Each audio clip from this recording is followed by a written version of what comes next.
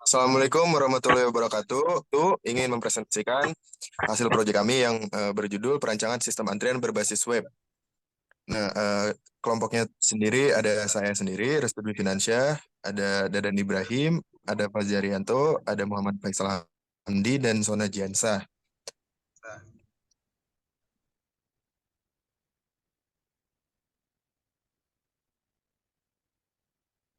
Nah, saya di sini akan menjelaskan latar belakang masalah. Yang pertama, di era digital dan layanan kesehatan, penerapan teknologi informasi untuk efisiensi dan efektivitas layanan kesehatan, fokus pada manajemen antrian di puskesmas. Yang kedua, teori antrian, waktu tunggu, kapasitas pelayanan, dan strategi pengaturan sebagai dasar penelitian. Yang ketiga, masalah di Puskesmas Desa Kutamukti, metode manual menyebabkan kesalahan, keterlambatan, dan penumpukan antrian. Yang keempat, solusi yang diusulkan adalah pengembangan sistem antrian berbasis web sebagai langkah awal untuk meningkatkan efisiensi dan kualitas layanan kesehatan.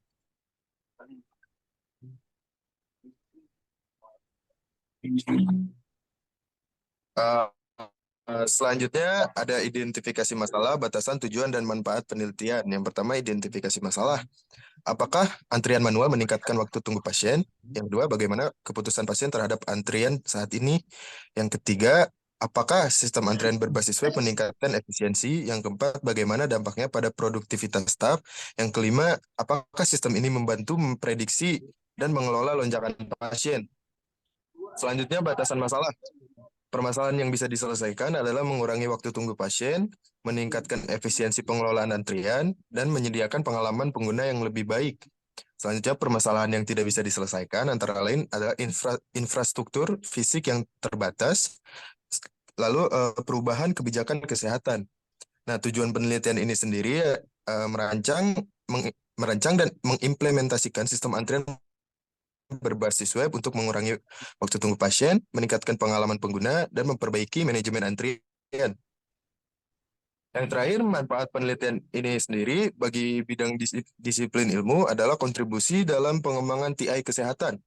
Yang kedua, dalam dunia pendidikan, memperkaya literatur TI kesehatan. Yang ketiga, untuk masyarakat, peningkatan akses dan efisiensi layanan kesehatan.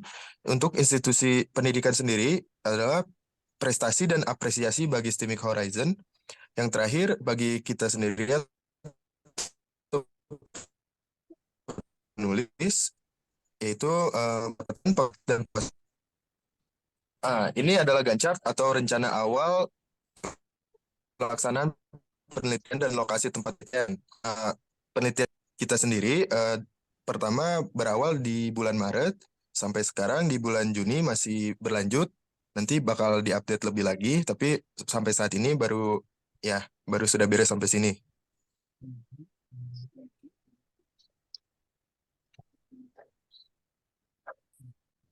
Nah, selanjutnya mungkin akan dijelaskan oleh rekan saya yaitu Dadan Ibrahim, dipersilakan. Baik, saya akan melanjutkan dari presentasi dari Restu Finansia. Pengenalan metode Agile. Metode Agile adalah pengembangan perangkat lunak yang menekankan kolaborasi tim, adaptabilitas terhadap perubahan dan pengiriman literasi. Ini memungkinkan pengembangan produksi masukkan dalam literasi fintech, memasukkan pengujian implementasi dan melibatkan pemangku inspiratif. Dan ini contoh gambar tradisional approach dengan model waterfall. Model waterfall manajemen proyek yang sangat terstruktur dan di mana setiap fase proyek mulai dari analisis, desain, implementasi, pengujian, penerapan hingga pemeliharaan harus diselesaikan sebelum melanjutkan ke fase berikutnya. Kelebihannya terletak pada stabilitas dan kontrol tinggi dengan dokumentasi ekstensif setiap tahap, namun model ini kurang fleksibel, membuat perubahan sulit dan mahal setelah proyek memasuki fase lanjutan. Next. Nah, di sini ada traditional approach dengan metode agile. Penelitian ini menggunakan metode agile untuk merancang sistem antrian berbasis web. Proses dimulai dengan diubah menjadi kebutuhan pengguna, produk dan dikerjakan dalam iterasi singkat. Setiap sprint fokus pada pengembangan spesifik dengan pengujian berkelanjutan. Mencakup pendaftaran Sistem akan mencakup antrian, manajemen waktu tunggu real time, dan integritas dengan EMR. Desain UI yang intuitif dan manajemen antrian efisiensi diimplementasikan. Implementasi mencakup persiapan online, notifikasi antrian, manajemen waktu tunggu real time, evaluasi melalui EMR. Desain UI yang efisiensi operasional di puskesmas.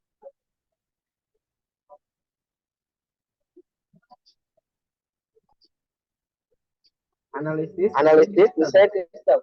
Sejarah ringkas institusi pada puskes adalah komponen penting dalam layanan kesehatan di bertujuan menyediakan layanan kesehatan yang terjangkau di desa-desa atau kecamatan. Tahun 1968 pada tahun 1968 di Jakarta dalam Raker untuk Jakarta layanan kesehatan untuk mengorganisir layanan kesehatan yang sebelumnya terpisah seperti BKIA, BP, dan di pada era Orde Baru, Presiden Soeharto memasukkannya dalam program pengembangan 5 tahun dalam selama pengembangan. Ada juga di Pelita 2, pemerintah membangun sekitar 2000 puskesmas pada saat itu. Dan hingga 1963 jumlahnya meningkat pesat menjadi 6.749. Saat ini terdapat 10.000 lebih puskesmas di seluruh Indonesia. Di sini ada struktur organisasi yang kami teliti dalam puskesmas Kutamukti. Next. Selanjutnya akan oleh Pak Jarian. Baik, di sini saya akan menjelaskan analisis sistem berjalan flow map. Yang pertama adalah flow map puskesmas desa polis. Ini adalah urutannya seperti contoh pasien, kemudian loket, dokter, dan apotek.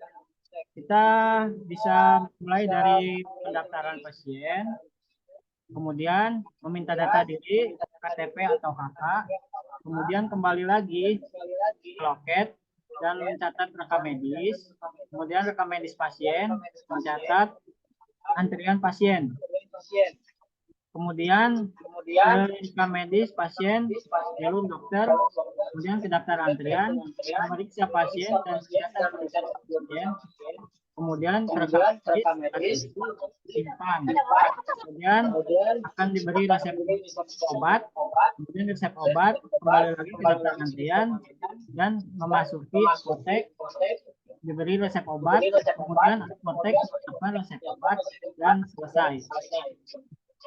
Ini contoh instruksi flow map. Ada pelaku, implementasi, dan proses. Kemudian ada diagram konteks. Diagram konteks desa polis seperti ini. Pertama, pendaftaran puskesmas berbasis web. Kemudian jalur ke pasien, bukti pembayaran, kartu pasien, dan berkas KTP KK. Kemudian dari data pasien kembali lagi ke pendaftaran, memasuki UGD, kembali lagi ke pendaftaran, dan memasuki dokter, dan terakhir memasuki ke apotek. Kemudian ada data flow diagram, DFD. Inilah contoh DFD level 2, proses 1, puskesmas desa Poris. Di sini ada loket, data pasien, input data pasien, kemudian ada TB pasien. Kemudian ada loket 1,2, input data dokter, TB dokter. Loket, data bidan, input data bidan, TB bidan. Presentasi nanti Kang. Ya, keluar boy. Bisa diizinkan lah. Di Katwengkel nanti. Suaranya membal-membal, Bang. Suaranya ngambang ke kosiras ya Kang ke pamiti. Oh, pas orang ngomong teh. Aja oh. Oh, eta Kang ngajeng si aja itu suaranya ngambang. Pasti aja. Kos no Ada sinyalan teh jauhan. Eta apa? Digana KBTX sih. Berarti lanjutin tadi weh. Isi aja ya. Nge-review DFD. Gampang diedit. Oke, diedit ya. Lanjutkan mana sampai DFD tadi. Kelak. Tapi mana suaranya ngambang, Jay. Yang Bang Dadan.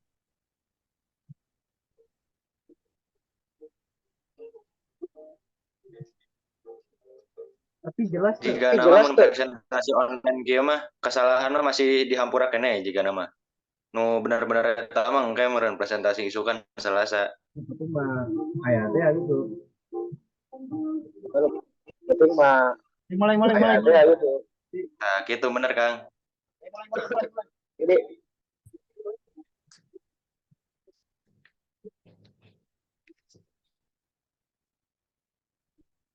Baik, di sini saya akan menjelaskan ERD pendaftaran puskesmas berbasis web.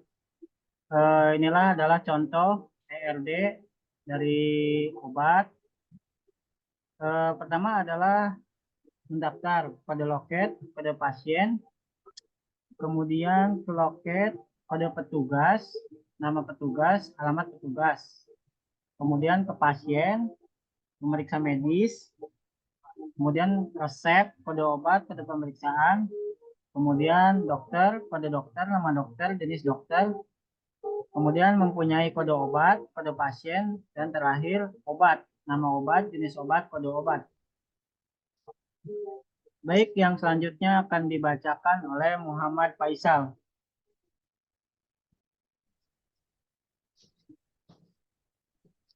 Baik. Kita akan menjelaskan tentang desain basis data dari kelompok kami. Yang pertama ada tabel, rancangan tabel. Yang di dalamnya ada 3 nomor. Yang pertama yaitu pasien dengan deskripsi tabel yang berisikan data pasien. Yang kedua yaitu karyawan loket yang dideskripsikan sebagai tabel yang berisikan data karyawan loket. Yang ketiga yaitu dokter yang berisikan tabel yang berisikan data dokter. Di sini kita lihat contoh tabel pasien. DBMS yang digunakan yaitu MySQL, nama basis data puskesmas, nama tabelnya pasien. Next.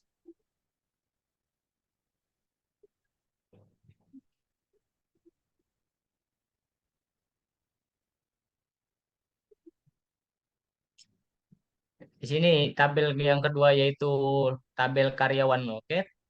DBMS yang digunakan yaitu MySQL, nama basis data puskesmas, dan nama tabel karyawan. Ini contohnya tabel-tabel karyawan loket. Yang ketiga yaitu tabel dokter. DBMS yang digunakan sama MySQL, nama basis data puskesmas, nama tabel dokter. Begini contoh tabel-tabel dokter. Next.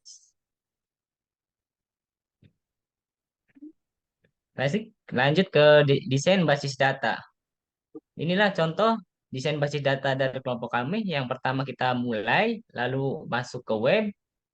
Lalu kita menuju ke login, selanjutnya mengaktifkan sistem, dan selanjutnya mendata antrian pasien, kemudian konfirmasi pasien, lalu waktu pelayanan habis. Bisa kembali lagi ke mendata antrian pasien, lalu si pasien tersebut mematikan sistem dan selesai.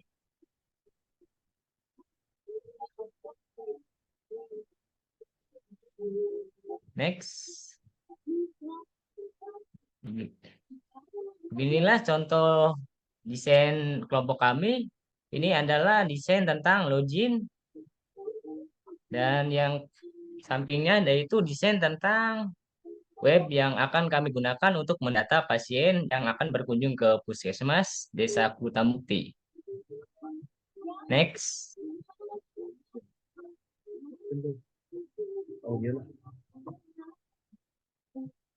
Baik, selanjutnya akan dijelaskan oleh Sona Jiansa. Terima kasih sebelumnya. Di sini saya akan melanjuti. Langsung kita masuk ke kesimpulan dan saran. Kesimpulan adalah sistem pendaftaran berbasis web di Puskesmas telah meningkatkan efisiensi pendaftaran, aksesibilitas, dan kemudahan pengguna. Sistem ini juga mengelola data dengan lebih baik, menjamin keamanan dan privasi data pasien, serta berhasil diuji ditetapkan dengan pelatihan yang komprehensif. Saran, pengembangan lebih lanjut meliputi integritas dengan sistem kesehatan lain dan fitur pengingat janji temu. Perlu dilakukan audit keamanan berkala dan pelatihan staf. Optimasi performa melalui pemantauan kinerja dan perancangan skalabilitas juga penting. Survei kepuasan pengguna dan pembentukan tim pengembangan khusus akan mendukung meningkatkan berkelanjutan. Next.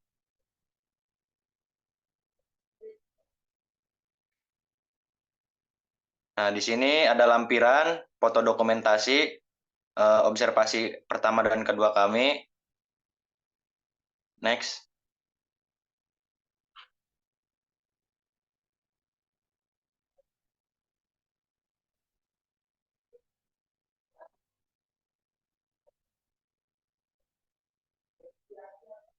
Next.